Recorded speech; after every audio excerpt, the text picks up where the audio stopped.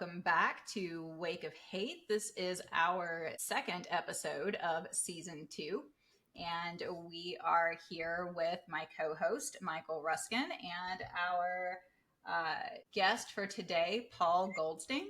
And I'm going to let Michael kind of kick this off a little bit for today and remind you guys what we're here discussing and what our goal is for bringing this show to everyone. And then we can let Paul tell us a little bit about himself. Okay. Welcome, everybody, to another session. I want to say hello to my friends, old and new. We have a worldwide audience here. Very excited to be speaking today. A little bit about me. I'm the son of Holocaust survivors. My parents are from the country of Lithuania. I came here I came here by boat. I was in my mother's belly, and they landed in Ellis Island, and I was born a couple weeks after we landed. So as I mentioned to a lot of people, if my parents would have waited, I would have been born on the Atlantic Ocean.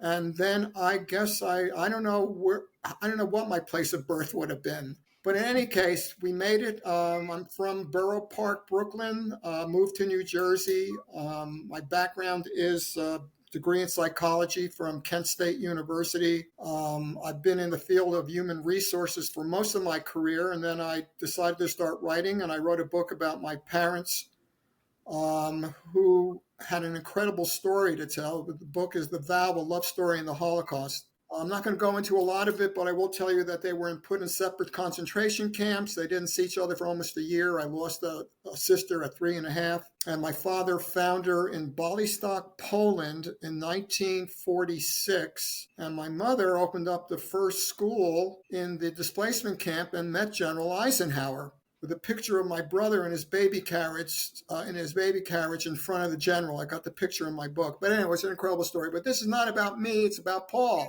So I want to welcome Paul into our group. And Paul, why don't we start with you telling us a little about yourself, and then we can back into your family. Sure. Well, first of all, thank you for this opportunity. I really appreciate it. And I know how important it is to get these stories out to the public, as well as to preserve the memories of our families, especially in light of what's going on in the world today in the wake of hate. So my background is I also grew up in Brooklyn, New York. I am the first person in my family to be born in the United States.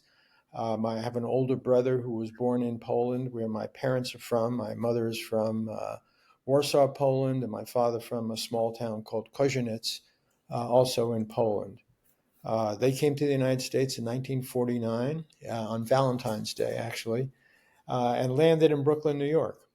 They didn't go to Ellis Island. They landed in Brooklyn. They departed from Stuttgart, Germany, after traveling through Europe, 4 different countries, from Poland to Czechoslovakia to Austria to Germany, until they finally got on the Marina Tiger and came to the United States in 1949. And I was born a year later.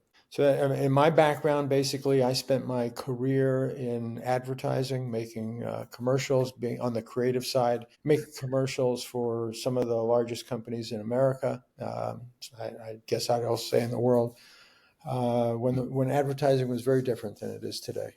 Mm-hmm. But it was a great career to be in. Fantastic. Paul, did you say that, was it your father in Warsaw, or was it your mom? My mother was in Warsaw. Was she there during the uprising? And yeah, so here's her side of the story. She had just come back from vacation in 1939, and her father, as she told me, said to her, "Wir sind Milchoma mit Deutschland." We're at war with Germany on September 1st. And about a year later, she and her family were moved to the ghetto. While in Poland, my grandfather, her father, was a government official, and they lived very well in an elegant area in Warsaw. And as a matter of fact, the ghetto was right across the street from where her apartment was.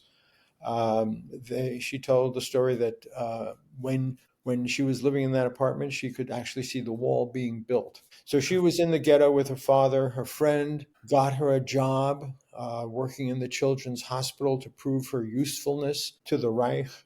There was a video in which she describes what it was like to work in the children's hospital and the things that she saw with the children as they were there one day and gone the next. While she was in the ghetto, though, she decided that she was going to escape. My mother was very strong-headed, uh, a gentle, kind, sweet woman, but very strong-headed. And she decided she wanted to, against her father's wishes, she wanted to escape, and she did. She found an outbound car and hid in the car and was taken to the town of Kozinets, ironically, where my father's from. They did not know each other at the time, but she had an aunt there. And her vision was that she would go there, get food for her family, bring it back to the ghetto in Warsaw. And what she didn't realize was at that time, as she was planning all of these things and eventually got to Kozinets, her family was being deported to Treblinka and murdered. While she was in Kozinets, the ghetto was built there. At first, she came there, and life was somewhat normal, but very quickly it turned around. And while she was there, the ghetto was being built. The wall was being built. There was a barbed wire wall that was being built, and she was lucky. She was lucky because there was an engineer who she became friendly with. And he told her to get out of town and go to a small town near Kozinets called Volka. And in Volka, several of the Jews who were in Kozinets were there digging canals for the Germans. And the Germans allowed these people to go there.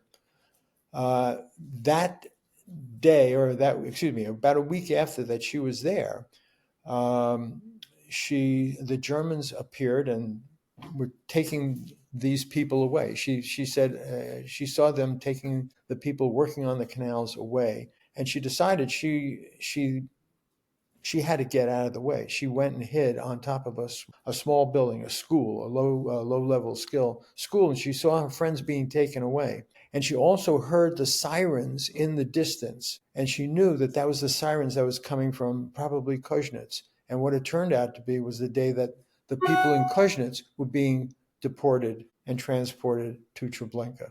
So those people who were her friends were probably on that deportation train, as well as about 13,000 people from the town of Kozinets and surrounding areas taken to Treblinka. She then went back to Kozinets, having survived that or escaped that deportation. And there were still several Jews in the town who were ordered by the Germans to go and clear out all the houses from any remaining things that were any possessions that the Jews had left behind. Mm-hmm. So things like furniture and coats and silverware, whatever might have been left behind, was taken out of the houses, and then any of the Poles could come by and pick that stuff up and take it for themselves, including the houses themselves. So shortly after that happened, she and those people were transported to a concentration camp or work camp called Skarjusko. In Skarjusko, she was responsible for munitions. She worked in the munitions factory, making bullets and cannon fodder and whatever the Germans needed for the war. And if you don't know the story of Skarjusko, there was a book written about them called The Yellow People. And the yellow people were the people who inhaled all of the chemicals that went into a lot of these munitions. And their skin became yellow, and they probably liver disease, I would guess. She even tells the story of how the rats who would be scrambling around some of the barracks turned yellow because they would be eating some of the scraps of food from the people who were left behind, and they were inhaling the chemicals as well. In that concentration camp, women slept 6 to a bunk. And while she was there, and there's a video of her testimony, while she was there, she would talk about how she and some of the many other people that were there had developed typhus. And she was burning up and she couldn't work and she was delirious. She had dreams about her father and her family sitting around the Shabbos table singing Shabbos songs. And she was so delirious and so thirsty from the fever that she actually got out of her bunk and walked over to a can that was filled with urine and drank it. Oh my And she said, God. miraculously, the next day her fever broke, and she continued on. And shortly after that, she and many of the bunkmates were taken to a different concentration camp called Czestochowa, where she performed the same functions, and she was there till she was liberated in 1945, and walked with a couple of her friends through what was called at the time the most brutal winter in Poland, through snow, and got to the town of Kozienice. She got back to the town of Kozienice hoping to find that aunt or anyone from her family who was there. But ironically, she met my father, who had come back from his journey through the Holocaust, and they met, they got married, and as they say, the rest is history. So they didn't see one. I mean, they initially met, and then they didn't see each other for a long time, right? No, they never met. They never knew each other before then. When my mother, right, when my mother went to Kozienice after escaping the Warsaw ghetto, uh, she had no idea who my father was. She didn't know. An amazing story. Now, in the Warsaw Ghetto, were your grandparents were they there too? Yeah, my mother's mother, my grandmother, passed away when my mother was very young. So my grandfather, her father, and her brother and her sister and a couple of other people who came from other towns to stay in Warsaw, who were in the family, went to the ghetto. So there were 7 family members in the Weinstock family, my mother's maiden name, who went to the ghetto. Now, the ghetto was liquidated. Did they send any of the remaining people to concentration camps? Yeah, they went to Treblinka where they died. All right, so that was only after the camp was they destroyed. They destroyed Warsaw, Right. and the remaining people went to Treblinka. Correct. Okay. And I'm sure, I know a number of them stayed behind and were part of the uprising, and a lot of them were murdered there, and a lot of them were shot there, just for whatever reason, whatever. You or your mother know any of the survivors that were in the Warsaw Ghetto after the war? The answer to that is I really don't know. That's a great question. I do know that my mother was able to find a number of people from Kozienice, my father's town, and where her aunt lived.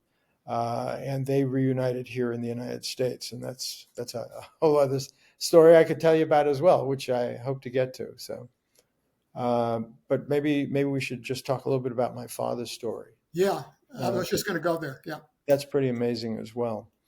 My grandfather was the Baal Tefillah, the prayer leader in the synagogue in Kozienice, and commercially he was a shoemaker. And he taught that trade to my father. And that ultimately wound up not only saving his life, but also changing Holocaust history. So my father spent a little bit of time in Skarjusko, ironically. Again, my parents did not meet there, but he one day noticed a door that was unlocked. He went into the door, climbed up to the rooftop, and at nighttime escaped from Skarjusko. And he walked through the forest and found himself on a farm and went to sleep in the barn. The following day, a woman came into the barn. The owner of the property came in, saw my father there, told him to get lost because otherwise she might lose her family. She gave him a little bit of bread and a little bit of clothing, and he left. He wound up working in Russia. He wound up going to Russia and wound up working in the coal mines there. And then he left the coal mines, and he came back to Kozienice looking for his family, and his family was there. Mm-hmm. But ironically, or sadly, I should say, coming back to Kozienice was not a good thing for him, because shortly thereafter the ghetto was built. The Germans had kept records of and I'll send you a photograph of this record book that I have, identifying all of the people, the Goldstein family names, in the house where my father and his family lived. including his sister now with her husband and what people who would have been my cousins lived. And the deportation occurred. And when the deportation occurred, my father was caught up in that. And he was sent to Treblinka with the rest of his family. He survived Treblinka. When he first got there, he and several Jewish men were selected to sort through the clothing, to go pocket by pocket, pull apart the seams, make sure there was no money or valuables in the clothing. And unfortunately, the rest of his family was taken to the gas chamber and murdered. When he was there for a few months, he was taken. It was identified that he was a shoemaker, and he wound up going into the workshop and made shoes for the German officers' wives and boots for the German soldiers who were there. And on the day of the revolt, before I say on the day of the revolt, before the revolt began, they realized things was happening. The number of transports to Treblinka was slowing down. The number of people who were coming was slowing down. There were rumors about the Warsaw ghetto uprising and other things that the Germans were losing. So there was a great degree of curiosity in terms of what was going on in the world outside of those barbed wire walls. And they realized that if they didn't do something, they may be the next ones who were sent to the gas chambers. So he and several, about 1,000 other prisoners decided that they would create a revolt. And he was one of the people on the committee to do that. So that day of the revolt, in August of 1943, it was August 2nd, 1943, a German officer was invited into the shop to have a new pair of boots made for him, and that happened across all of Treblinka. The tailors invited some of the higher-ranking officers in to have suits made for them or uniforms made for them. And what happened was, as my father was measuring the officer's boots, another man came from behind with a piece of pipe and clubbed that officer to death. Outside, a shovel, which was like the symbol, was lifted, and the camp was burned to the ground. So about 1,000 people participated in the revolt. About 200 escaped and fled into the woods. Many of them were recaptured. 40 or so survived and came to different countries. 5 of them came to the United States, and my father was one of them. In 1949 with my mother and my brother in tow. So, and after he left Treblinka, the story continues. He went and fought in the Russian army and came pretty close to Berlin in the Russian army. He had been wounded several times, and after he was patched up from his wounds, he went AWOL. And he and another guy wound up getting on a train somehow and working their way back to Koznitz, where he met my mother, and they got married, and life went on. So he escaped Treblinka and then went to be a soldier for the Soviet Union or for the Russians. Yeah, for the Soviet Union. Yes, yeah. So that's the story we know as of today. But if you wound the clock back about 2005, whatever it is, 20 years ago. Wind the clock back 20 years ago. My father passed away in 2005. And he had remarried because my mother had passed away several years before. He'd remarried. And after my father passed away, the woman that he was married to, who also was a survivor, called me down to her house, and we went down there, and she gives me his tallis bag. She says, "Your father wanted you to have this." I said, "Okay, very nice. Nice memento of my father." And didn't think much of it, took it home, put it up on a shelf. A few years later, opened it up, and there was this white envelope inside, like a manila envelope. And inside that envelope was 90 pages of written testimony.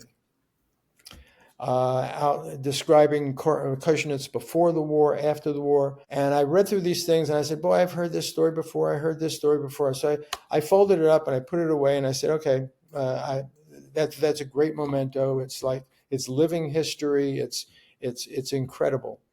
A few years ago, though, I decided to go back to that that Tallis bag, and I opened it up and I pulled out the stories again. And the first story I pulled out was astonishing. I was sitting in the office with my wife and I said, Sharon, you got to hear this. And she said, what is it? I said, let me read you this story. So I'm just going to show you this. This is the page. It's in now. I've encased it in plastic. But here's a book of 90 of those stories. Incredible. And in this story, this is the story that told the story about Treblinka. Now, I thought before I saw that story that I knew everything about my parents. My brother felt the same way. We knew everything about our parents. And this one story we knew nothing about. I quickly called my brother and asked him if he had an inkling of this. He said, no, not at all. I called my cousins, said, do you know anything about this? None of them knew anything about this.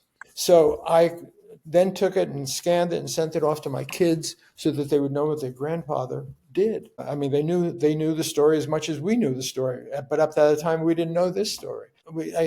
As I mentioned once before, we're snowbirds. So we go back and forth from Connecticut to Florida. I tripped down to Florida the year that I discovered this story. We stop at my son's house, who lives in Maryland. We spend the night with him and have a catch up. So we're sitting there, we're talking, and we're sitting in his living room. And I said, Matthew, what did you think about that story about your grandfather? He said, that was amazing. But I got this book a few years ago called Treblinka, written by a Frenchman named Jean-Francois Steiner.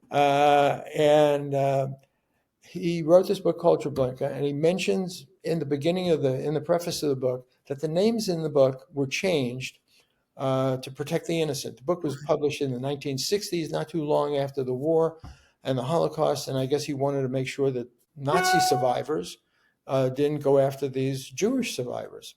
So he protected their names. So my son said he didn't have the courage to read through this. It was found it too painful to read through the book, because he knew that our family had perished there. So he gave me the book. He said, do you want to read through it? I said, absolutely. So we're sitting on the couch scanning through it. I'm scanning through it. My wife picks it up, scanning through it. And she comes across the name of a shoemaker in Treblinka, whose name was Simic Goldberg. My father's name was Shmulik Goldstein. My son says, that sounds just like Papa's name. And we go, oh my God, yeah, you're right. So I post this story on a Facebook group called Holocaust, is either Holocaust Survivors or Treblinka concentration camp. And I said, does anybody know how I can get in touch with this author?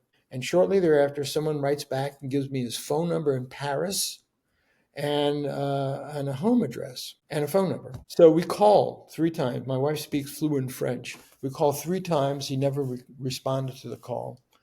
I then write him a real letter because I had his home address, and we sent it overnight mail. And I gave him my email address. Within a day or two after he received it, I get this email and I'm ready to delete it because it looked like spam. It was in a foreign language. And I realized it was in French. I said, you got to look. I turned to my wife. I said, you got to look at this. And it was written by the author. He wrote to me and he said, I'm an old man now. If your father was Simic Goldberg, he was a hero of Treblinka. All of my records are in my villa up in the mountains. If I ever get back there, I'll look it up to see if I can, figure this out for you. So now that I have his email address, I write back to him and I scan in a picture of my father, from the 1960s, which is when he would have written the book. And again, within a day or so, he said, yes, that is Simic Goldberg. Wow. And as I said this, I just got the chills. He said, yes, that's Simic Goldberg. And I said, wow. So I now post that on the Facebook page. And I now hear from 2 Treblinka historians. Ultimately, we struck up this conversation, dialogue with an author named Chris Webb, who has written several books about Treblinka. And he was the one who got me the register, the census, if you will, from Kozhenitz that shows my grandfather's name, my father's name, his sister's name, and so on and so forth. All the people who were in their house at that time. I'll tell you one other miraculous story. Incredible. So as we're doing this research, we come across their home address. I knew we'd been to Poland before with my parents and saw the house, but I didn't remember what the home address was. And the home address translated in Polish into 11th of November, 11th of November, which happens to be his first grandson's birthday. Wow. It's amazing. So, how's that for being incredible? So that is the abbreviated story of the Goldstein Weinstock family. But there are so many other things I can tell you about my life here in the United States and what it was like growing up as a Holocaust survivor's son. Well, yeah, I mean, that's a story in itself. But those notes that you found, I mean, did he go into the experiences he went through at that period of time? Yeah. So all that you read was not in the Treblinka book, right?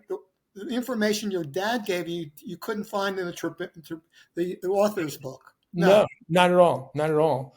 The extent to which my father wanted to keep the Treblinka information a secret is something we will never know. I have my suspicions, and I'll tell you, my son, the son who was born on November 11th, Adam, was taking a course in high school called Mad Men of Europe, and it focused primarily on Nazi Germany, but it also talked about Mussolini and Idi Amin, and if it was still going on today, probably what's going on in some of the Middle Eastern countries, and maybe even here in America. So he asked my father to come and speak to his classmates because they were studying the Holocaust. And at first, my father turned him down and said, "No, I don't want to go." I couldn't believe this. I said, "Dad, why wouldn't you go? It would be such a great honor for your son to, for you to show up and talk about this." Every year, the high school had a War and Remembrance Day where they would invite in Holocaust survivors and World War II veterans to come and speak. So finally, I talked my father into it, and I said, "But Dad, why didn't you want to do it?" He said, I just want to protect our family." I said, "Okay, I don't know what that means, but all right, if that, I figured my father's a little bit paranoid." I said, "Okay, if that's what you want to do, that's fine." He said, "I'll do it under one condition." I said, "What's that?" "That there be no press, and if there are press, I will not answer any questions from them." I said, "Oh, really? Okay, fine." So we went and he spoke, and interestingly enough, there was a gentleman in the audience who knew my father, who was in the Skarjusko concentration camp with him, and they spoke afterwards. So that's another twist and turn. So it's his secrets went to the grave with him. We don't know, but what resonates with me is he wanted to protect the family from any. He didn't want anyone to know about me or his grandchildren. That was his. Rebuilding the Goldstein family was the most important thing to him. That aside from us getting a good education. Yeah. My parents rarely spoke about their past. Yeah. And it was very fleeting. And a lot of the information I got, I found similar to your situation, is I found documents on my father's night table after he passed away, where my brother and I were cleaning out his condo. Yeah. And we found documents, and those documents was from the doctors and attorneys. They were petitioning the German courts in 1964 for reparations for the loss of their daughter and their families. Right. This information I found that night, Paul, I didn't even know about it until that night when I read those documents. Some were in German and some were in English. So I was shocked. Like my father was like yours in a way. I mean, my grandfather was he had a store, and he was a haberdashery. Haberdashery. He ran a store. My father was an electrician. They kept my dad alive to do electrical work inside a Dachau. And his job was to take the bodies off the electrical fences and put them on a wheelbarrow and wheel it into the crematorium. Yeah. My dad, they rarely ever spoke about that. Let me ask you a question. When your dad was alive, did he ever speak to you about the things you read in those notes? Yes. Everything but Treblinka. We went in 1988. We went to Treblinka as a family. It was the 45th anniversary of the Warsaw Ghetto Uprising. Again, my father didn't want to go back there. Why didn't my father want to go back? He was afraid he was going to be arrested. So now I think he was afraid he was going to be arrested because he killed a German officer at that time in Treblinka. But when we were in Treblinka, he turned to me as we were standing. If you've never seen Treblinka, it's a symbolic cemetery. There are 13,000 roughly cut stones with the names of the towns from which people who were transported to Treblinka and perished. So we're standing in front of the rock that says Kozhenitsa on it. And he's crying, and I said, "Dad, and I said, I tried to settle him down. And he said, I should have taken my sister with me." Man. I said, "What do you mean? When I escaped, I should have taken my sister with me. She might have been alive." Now he came from a family of 12 children, so which sister it was, I can't remember which one it was, but that was, again, one of the other stories in our family history. But my parents told me everything.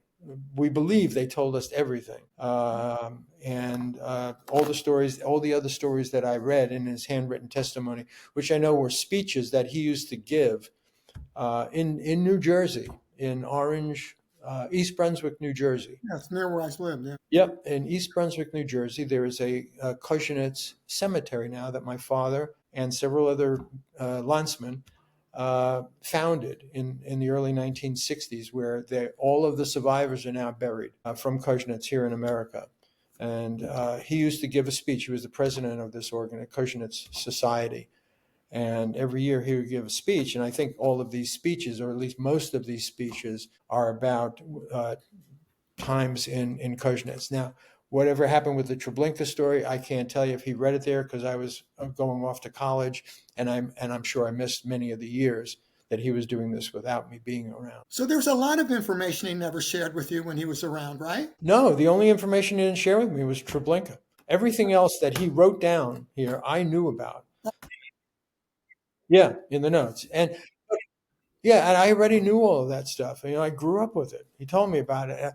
It didn't really strike me as being as emotional as it is now, because I discovered this story about Treblinka, and putting all those pieces together and really getting a clear understanding of what it was like for my parents to survive it, the miracle of them surviving this. So, I mean, were you asking your family this? Did they volunteer this information, or were you asking them questions? Well, I would say not many. I didn't ask many questions. My brother and I are two very different people. My brother was born in Lodz, Poland, after the war, 1946, in the ghetto. I was born here in the United States. And I believe firmly that when I was born, my parents wanted to make sure that I was joyful and led a joyful life. Now, when I was 4 years old, I first found out about my parents' experience in the Holocaust. I jumped into bed with my parents one morning and saw like a foot-long gash on my father's calf. And I asked him what it was. And to this day, I can remember what his face looked like as he began to tell me the story of who Adolf Hitler was and what happened to our family. And every year, as I grew older, they would tell me more and more in more graphic detail about what was going on back then, and why it's important for me to be mindful of what's going on in America and in the world throughout all of those years. But to tell you the truth, it didn't resonate with me as much as it did once I found that story. Not only that, but once I found that story, my wife, who I did not mention, Sharon, is a retired cantor. And she asked me one year, before I even began to speak publicly about this, my friends, I always tell this story to my friends, but before I started speaking publicly about this, she asked me if I'd come speak to her synagogue about our family. And I said, sure. So I went and wrote a story and came and presented it. And really from that day, that's when it really started to take hold of me, the importance of this. And also the importance of my father giving me these stories. He could have given them to my brother. And as I said, we're two different people. My brother is more of a procrastinator. I'm more of an action person. So I think he wanted me to have these stories so that I could reveal to the world what went on. Because, my brother wouldn't do that. I know he wouldn't do that. You mentioned. He would get too emotionally involved, and I get emotionally involved too. I'm surprised after all these years of doing this, and I've been doing it now for more than 10 years, or about 10 years.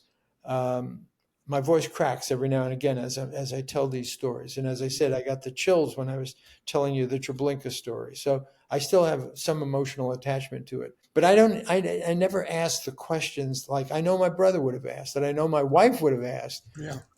But I absorbed it. And it was there, and it was in my mind somewhere. And it's percolated, and now it's become, for me, a passion. And I go out and I speak broadly in schools and Yeah, synagogues. like me. Yeah. Yeah, like you. Paul, let me ask you a question regarding your childhood.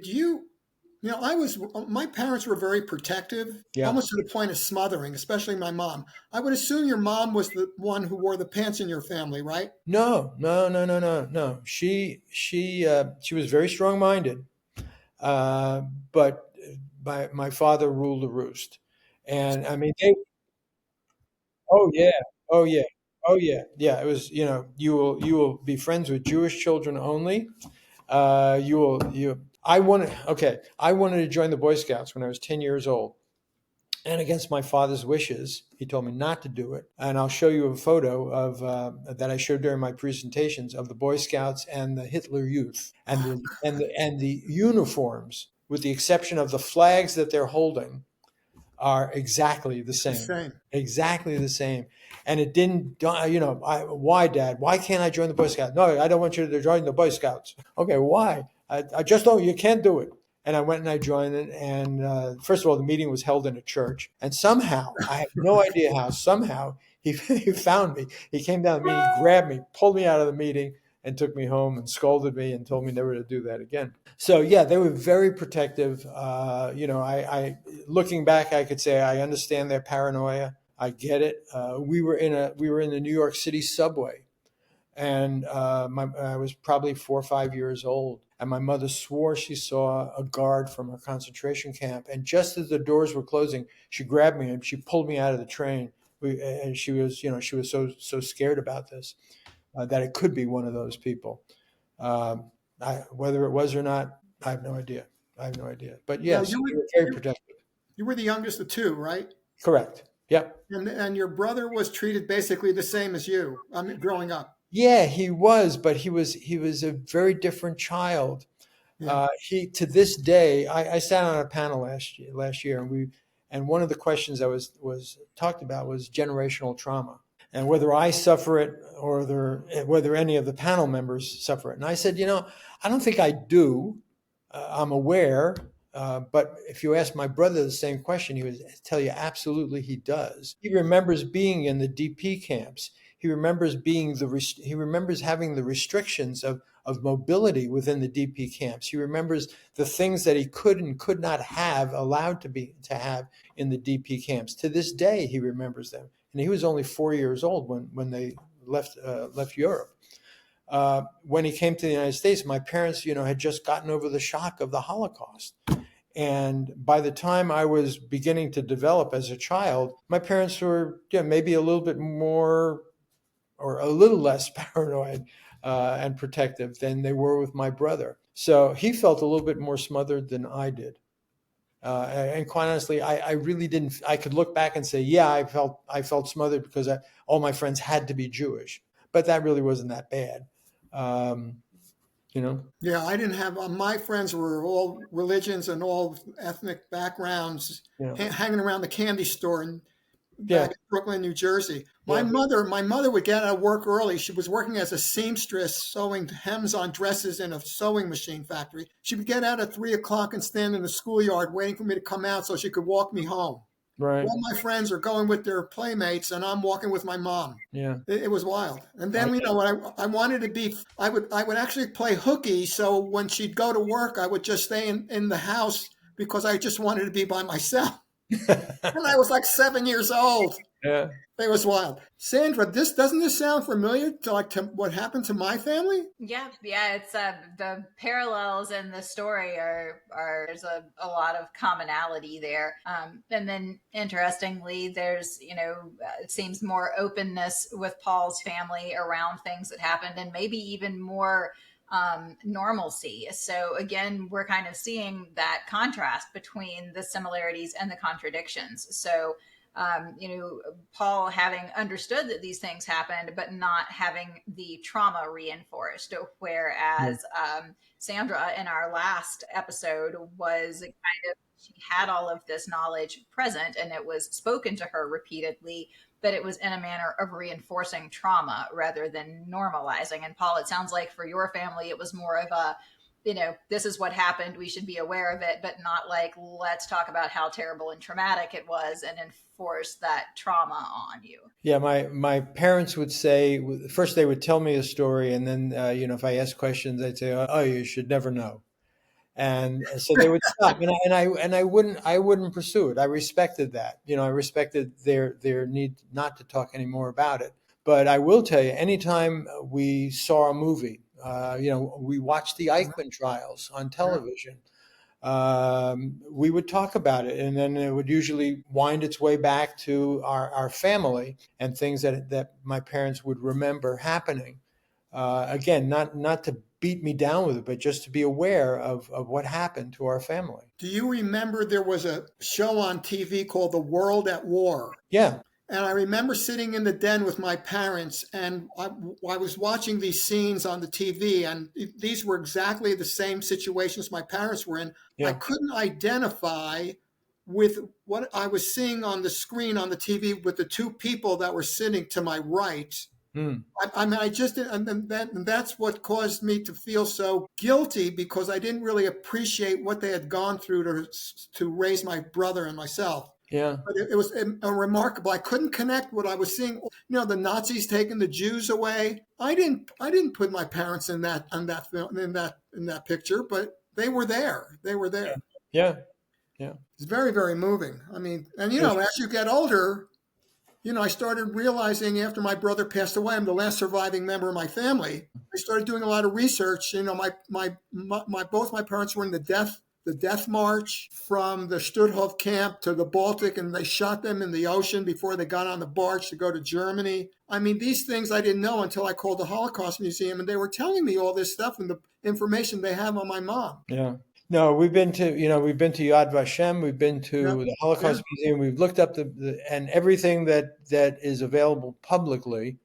My parents had already told us about. So there was the only thing that, it was the whole Treblinka story that was the big shocking surprise. Everything else our family knew about. What an incredible story. But so I will now tell you one last family secret, because this we didn't know about, but it all is a result of the Treblinka story. There's a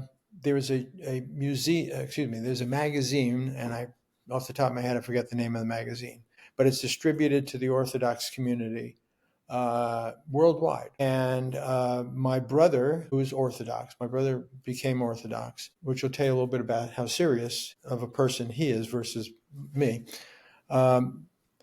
He knew someone in his shul, and he was telling the Treblinka story to this person in the shul, who went back and told his wife this story, who has a friend who's the editor of this magazine. And she contacts my brother and I and says, "Hey, would you mind if I serialize this story that your father wrote about Treblinka?" It's on a total of both sides, legal size paper, 6 pages. Okay. And we say, okay, sure. As long as it's not, as long as people don't have the right to publish it, and if they want more information, they contact us. Fine. So she publishes it. And my brother remembered at my mother's funeral, a woman came up to him from Baltimore and said, my brother's name is Abraham, "Abe, you will always be part of our family." He had no idea who she was, and he was sad at my mother's funeral. He didn't bother to ask her who she was and what her name was and where she's from. The only thing he remembered is that she was from Baltimore. Okay, so we file that away. And my brother, every time we started to write the story, my brother said, "Gee, I wish I could remember who she was." And so now this story is published in this magazine, and the editor, or the publisher, excuse me, calls me up or emails me and says, "Paul, we have a woman here who lives in Baltimore, and she read the story, and she thinks she knows you. She thinks she was at your bar mitzvah, actually, and she knows your mother and father." "Oh, okay." Baltimore. I said, "Wow, this may be the missing link." So I called my brother, and we're both excited now to figure out who this woman is. And so I call her up, and we started chatting, and she says, "Oh yeah, Paul, I remember your mom, your dad. I used to call him Uncle Shmuel and Aunt Sabina." And she's going on and on, and she's talking about this and she's talking about that. "Yeah, and I was at your bar mitzvah, and I was at your apartment here and your apartment there." And I stopped her and I said, "Excuse me, tell me, how are you my aunt? How are you? Why are you calling my mother Aunt Sabina?" She says, "You don't know?" I said, "No, I really don't know." She said, "Well, your mother was married to my brother, or no, excuse me, my uncle. Would have been my uncle. No, her brother. I'm sorry, her brother.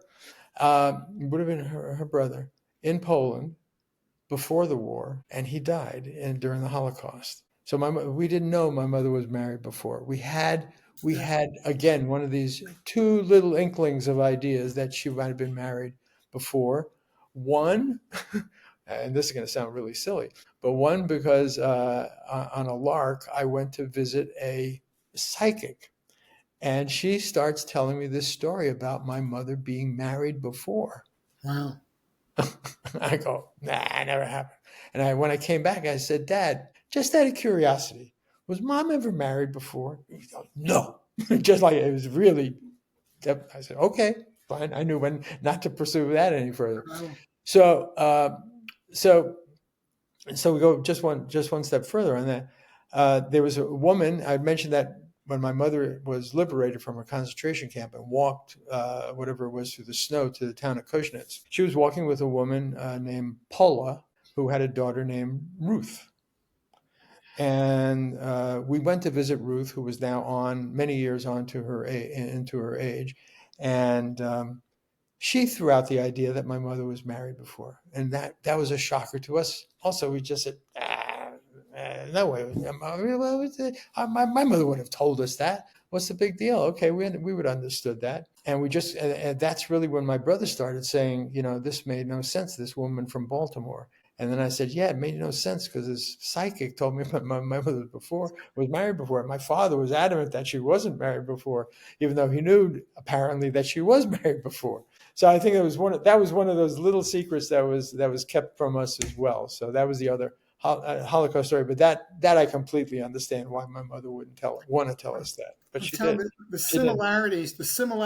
Sandra, I don't know, Sandra, I spoke to her about this once before. Before my book came out, I had this manuscript that went to an international website, Children of the Holocaust or Holocaust Stories. Yeah. There was a guy in South Africa who ended up seeing that, that I made a ebook that didn't make it. I had to rewrite it. But he found that ebook on this international website that talked about children and the stories of Holocaust. And he read in there, my father came from Kazan, Lithuania. To make a long story short, I found, and he sent me an email and he goes, "I think we're related." And this guy is calling me from South Africa. And I said, I thought he was crazy. The next day, he takes a picture and sends me his aunt's address book with my mother and father's address in Miami Beach with their phone number. And I found out later that his grandfather was a brother of my grandmother. I didn't even know this. My father never spoke about his side of the family. And it was only through this guy in South Africa that I knew that his grandfather was my grandmother's brother. Wow. That's incredible, isn't it? I mean, it's very similar in a way to what happened to you. So anyway, yeah, it's incredible stories. And I see so many similarities, Sandra, it's like amazing. Yeah, but I'll bet you the more people you speak to, the more you're going to find the stories are similar. Yeah. There may be different countries or different concentration camps, but the stories will be very much the same. Well, we're finding that on our Facebook group, yeah. Yeah. Yep. Okay, so Sandra, go ahead. So, just a couple of things. I'm curious because it's something that Michael and I have talked a lot about. We've had the conversation with a lot of other second generations. I know you said your brother is the one that feels more like there's like the generational trauma, but how do you feel that the experience of growing up as a second generation has influenced your decisions through life as an adult? Do you feel like there's an impact? Well, I remember having a discussion with my brother about life once, at least once, and he says, Paul, you think life is a bowl of cherries, and I said, yeah, I do, because it is if you let it be, if you let it come to you. And I try to find joy in everything that I do, and that was passed on to me by my parents. But my father was, even though he had his very sensitive moments, he would tear up very easily, but just as easily he would come to one of our parties at our house and he'd put a lampshade on his head and dance around with it on. Uh, I, I patterned my life after my parents, and they were joyful. My mother had a beautiful voice. She sang at my brother's bar mitzvah, and the band leader asked her to join the band. So they would dance. My parents would dance all the time. My father always had a joke that he would tell, kind of R-rated, but enough for me to understand what was going on. Yeah. So I grew up. I really think in a joyful environment, even though I was made aware of what went on and what could go on. That's interesting. Yeah, No, mine was, they were very, when I was growing up, to me, Judaism was a very heavy religion. yeah, It was one, Ashkenazi, they don't really, they're not like Sephardics. right. They're a little bit more, not like they're happy. We're all worrying about stuff. And that's how, and that gets into your DNA. When you go through what they went through, a lot of that goes into us. Yes, yes. You have to go see a comedian. Look him up on YouTube. Modi is his name. Yeah. Modi Rosenfeld, I think. And he talks about the different way that Sephardics and Ashkenazi say good Shabbos. So take a I'll look have at to that. look He's at up. him. I heard of him, Modi. Right. Yeah. It's very funny. So But yeah, they were heavy. They were, my mother raised me in a real, not well, a strict home, and a very somber. It was very somber. It was like, it wasn't, Judaism was not joyous to me. It was an obligation. It was hard. absolutely. Yeah, I went to Talmud Torah every day after public school. And it was like getting your teeth filled without any Novocaine for me. To boot, I'm dyslexic, and so now I'm reading the language backwards, and I'm I'm trying to make sense of it, and I couldn't. I eventually cut out of school and again faced the wrath of my father. But Well, I came from a family where my grandfather was a rabbi and my aunts and there my you go. uncles were Yeah. rabbis. My mother would get mad at me. She goes, I should have sent you to a yeshiva when you were, she was getting into all this. Oh, I made such a mistake by sending you to a public school. Yeah, that's what my brother said. That's what my brother told my father, that was his mistake with me. Yeah, That's why I am the way I am. Because he that's never. unbelievable. So similar. We would walk to shul. My father went to shul, not a lot, because I should say when he was in Europe, he was a communist.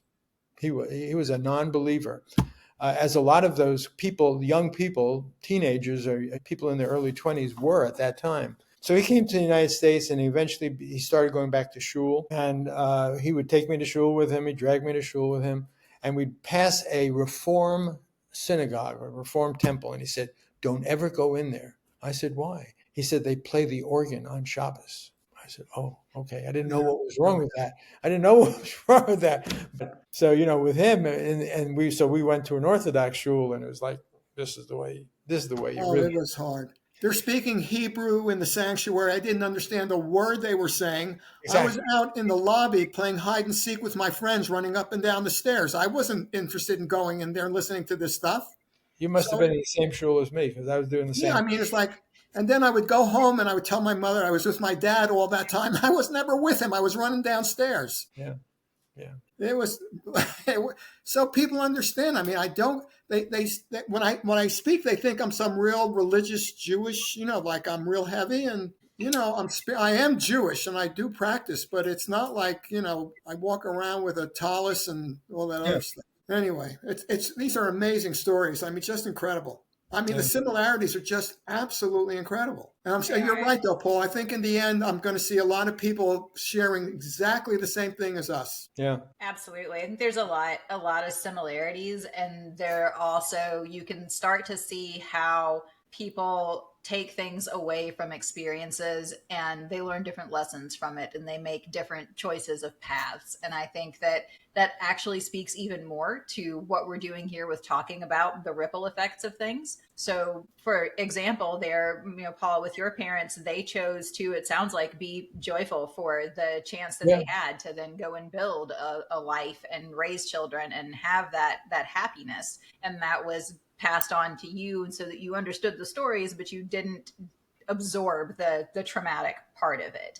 And we've had conversations with other people whose parents were very stuck in that trauma phase and passed that on to their children in fear and constant, giving far too many details, the ones that your parents would tell you you didn't need to know.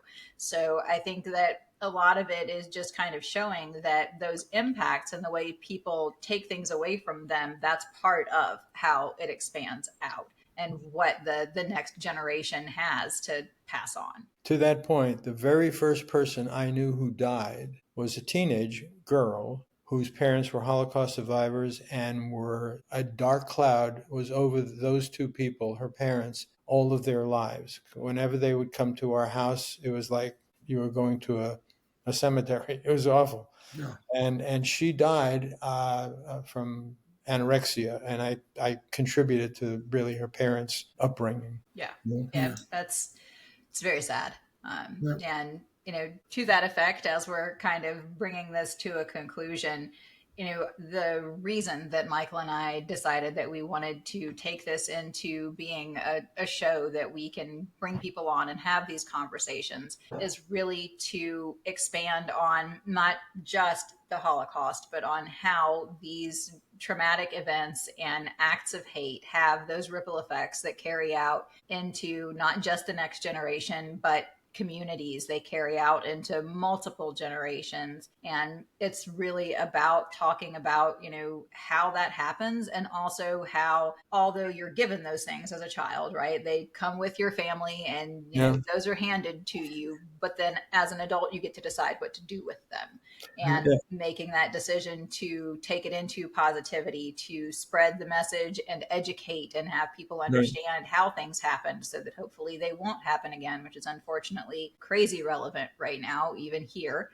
I think that it's really important for people to understand that not only do we need to understand the past and how things happened, but we also need to understand that we have choices to make in what we take away from it and how we pass that on to people. Yeah, at the conclusion of my presentations that I make, I always wind up talking about anti-Semitism and hate, and where we are.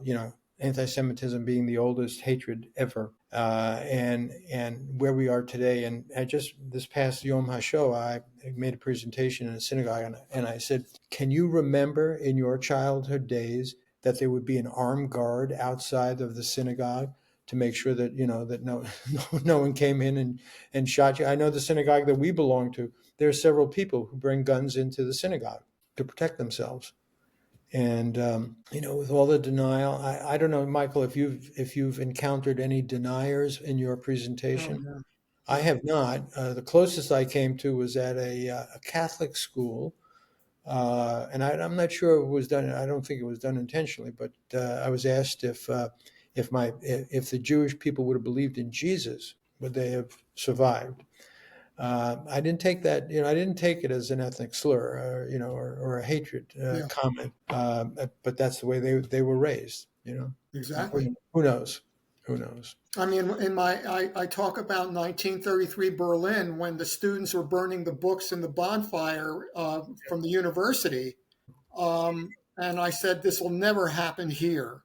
And this is when I was in the midst of writing my book, and look what is. I have not personally encountered anybody who's a denier, but I do handle our social media, Yeah. and I regularly have to pull and hide and block comments from people who feel the need to come in and put hate and negativity on posts that we've put out or on ads that we're running just to bring people into our community.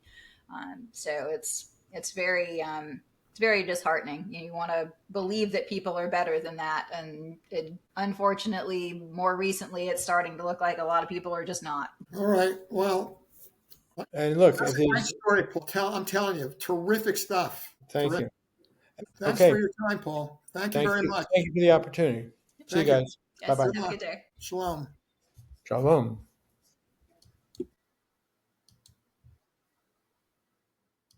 As Paul mentioned during the show, here are some images and footage of his family. Be sure to check the show notes below for links and more information.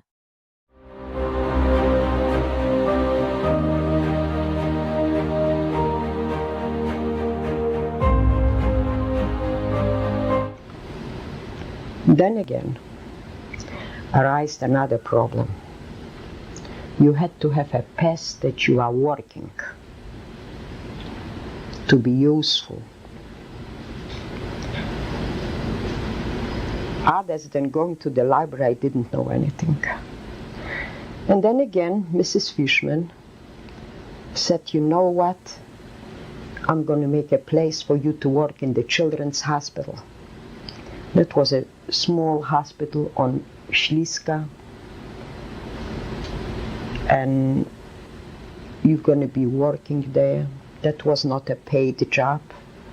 It was only a protection that you are useful.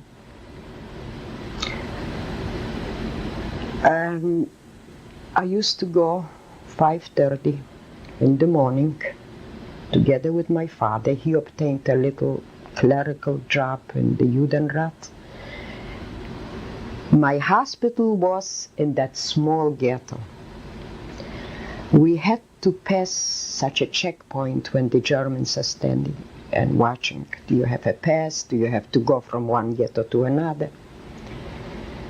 Going with him, I was shivering because many times they took these Jews and made fun of them, had a ball, beat them up. And that's what happened sometimes to my father too. But we had to go to work. While leaving the apartment early in the morning, plenty of corpses laying in the street, starved people walking around. Not a better picture waited me in the hospital. Children, swollen, deformed faces. You couldn't even see the eyes of the children. And if you would push your finger into it, it is just like dough which was risen on with yeast. Or you stick a pin, you would see a geyser of water pouring out. And slowly, these kids didn't eat.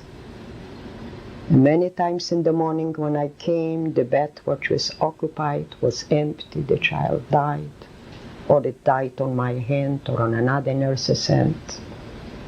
It was on a Sunday morning, and the Germans came to our houses wherever we stood. There's few people, it wasn't too many.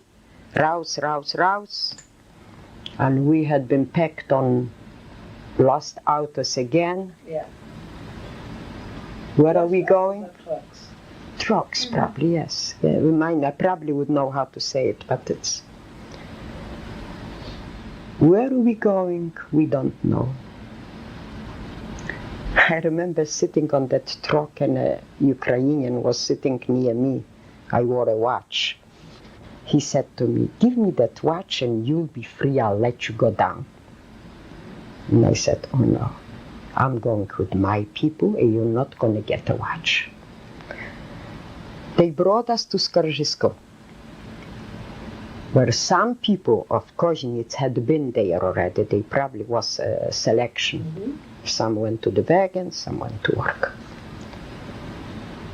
We marched into Skaržisko. At that time, they didn't ask me to give away the watch. They took the watch. When we came back on the night shift, to pass by these Ukrainian guards, it was another hell. You had been beaten, you have to run, they pulled out people suddenly for their fun, and we had been happy already being back in the barracks. Then, a typhus epidemic, an epidemic of typhus. Very bad one, people died. People had been hungry, didn't have what to eat, work, feeding, that's all brought to it. I myself got sick with the typhus. I was burning up with 104 temperature, laying like this and being really condemned to death. I was thirsty. I wanted to drink. I was burning up. It was like maybe a crisis night. And I would say that Providence brought my hand down to the end of that bong. I'm coming to a terrible thing. And there was standing a tin can. The can was usually with urine. Yes. And I must say that I drank it. I drank it not knowing what I'm doing. But I was very thirsty. And it happened to be that was like a medicine to me. It was maybe the crisis, or maybe that dream, or maybe that drink. I woke up in the morning and my temperature dropped.